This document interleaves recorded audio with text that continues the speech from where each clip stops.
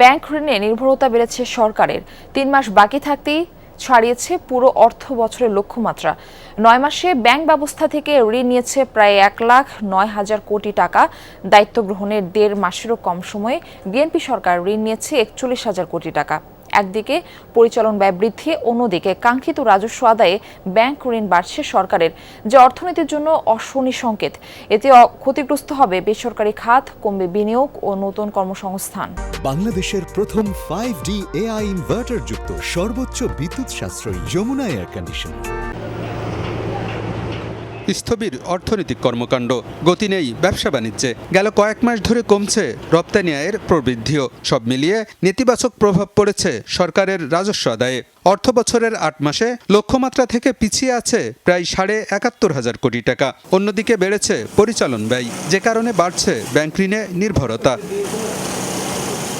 অর্থ বছরের প্রথম ৯ মাসেই সরকার ব্যাংক ব্যবস্থা থেকে ঋণ নিয়েছে প্রায় ১,০৯,০০০ কোটি টাকা, যা পুরো বছরের লক্ষ্যমাত্রার চেয়ে ৫,০০০ কোটি টাকা বেশি। এর মধ্যে ৭৮,০০০ কোটি টাকা এসেছে বেসরকারি বাণিজ্যিক ব্যাংক থেকে, আর বাংলাদেশ ব্যাংক যোগান দিয়েছে প্রায় ৩১,০০০ কোটি টাকা। এর বাইরে বিশেষ নিলামের মাধ্যমে নিয়েছে আরও ১০,০০০ কোটি টাকা। সরকারের ব্যাংক ঋণের নির্ভরতা বৃদ্ধি অর্থনীতির জন্য উদ্বেগজনক বলে মনে করেন ব্যাংকার ও বিশ্লেষকরা। রাজস্ব আদায়ের লক্ষ্যমাত্রা অর্জনের যে ব্যর্থতা, সবকিছু মিলিয়ে এখন সরকারকে অতি ঋণ নির্ভর, এবং সেই ঋণটা হচ্ছে আমাদের অভ্যন্তরীণ ঋণ নির্ভর হতে বাধ্য হওয়ার একটা পরিস্থিতি সৃষ্টি হয়েছে। সরকার এমন এক জায়গায় গেছেন, তার ট্যাক্স জিডিপি রেশিওর জন্য এত কম হয়ে গেছে, পরিচালন ব্যয় যেটা সেটা মিট করার জন্য এখন বড় করতে হচ্ছে। এটা খুব খারাপ সংকেত আমাদের সবার জন্য আর কি। সরকারের ব্যাংক ঋণ বাড়লেও উল্টো চিত্র বেসরকারি খাতে। এ খাতে ঋণের প্রবৃদ্ধি মাত্র ৬%, যা ইতিহাসে সর্বনিম্ন। ব্যাংকার ও বিশ্লেষকরা বলছেন, ব্যাংকিং খাত থেকে সরকারের ঋণ গ্রহণ বাড়তে থাকলে বেসরকারি খাত আরও সংকুচিত হবে। বর্তমানে ব্যাংক খাতের অবস্থা খুব একটা ভালো না, কাজেই অনেকগুলো ব্যাংকেরই কিন্তু ঋণ প্রদান ক্ষমতাটা অনেকটা কমে গেছে।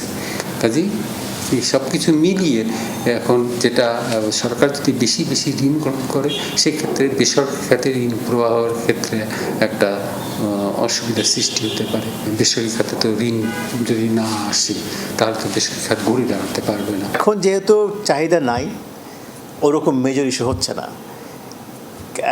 বাট পরবর্তীতে যদি আমাদের ইকোনমি ঘুরে দাঁড়ায়, সরকার যদি তার ট্যাক্স জিডিপি ইমপ্রুভ না করতে পারে, ডেফিনেটলি একটা ইংলিশ শব্দ আছে ক্রাউডিং এর এফেক্ট অবশ্যই হবে।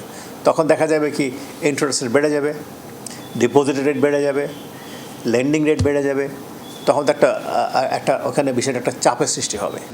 বাজেট ঘাটতি পূরণে ব্যাংক ঋণে নির্ভরতা কমাতে সরকারের রাজস্ব আদায়ের সক্ষমতা বাড়ানোর তাগিদ অর্থনীতিবিদদের।